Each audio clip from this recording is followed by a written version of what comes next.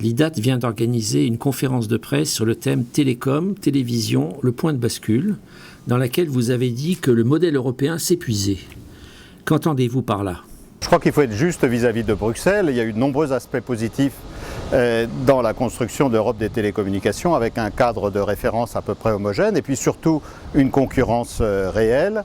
Les opérateurs historiques ont su trouver un avenir. Ils ont en face d'eux des concurrents qui sont souvent effectifs et efficaces. Donc tout ça, somme toute, a été très positif, y compris pour le consommateur, bien sûr, avec le déploiement du haut débit, le déploiement du mobile et des tarifs très attractifs. Maintenant, on est arrivé à un point d'inflexion. Quand on regarde les résultats des opérateurs, on est devant une industrie en récession, avec un gap très significatif avec, par exemple, l'industrie américaine, des éléments de retard aussi significatifs en termes d'investissement dans le déploiement des infrastructures d'accès à très haut débit fixe ou maintenant de la 4e génération. Donc il y a une interrogation à avoir, y compris aussi en termes d'organisation industrielle, quand on voit l'écart entre la structuration de l'industrie aux États-Unis en plein dynamisme et des marchés qui restent extrêmement cloisonnés au niveau européen. Ce catastrophisme n'est-il pas contredit par le fait que la valeur fondamentale d'un opérateur télécom est l'accès ? Alors, il ne s'agit pas de faire du catastrophisme, il s'agit de voir où va être le rebond.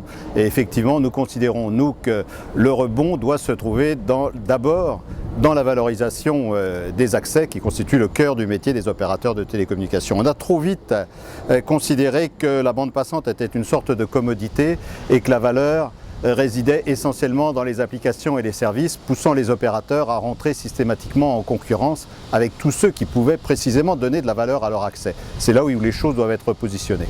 Et sur le marché mobile où la data explose ?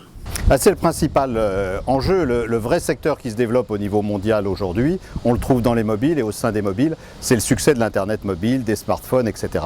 Là aussi, il y a un gap, il y a une difficulté à valoriser, il faut que les opérateurs sortent de la trappe du flat rate, du forfait, arrivent à mettre en œuvre une segmentation, mais une segmentation qui renforce la confiance du consommateur et qui ne soit pas un élément de méfiance et de complexification de l'offre tarifaire.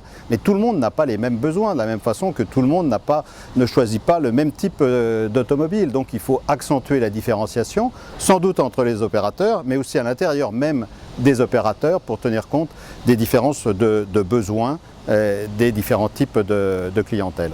La 4G peut-elle être un élément de rebond pour les opérateurs ?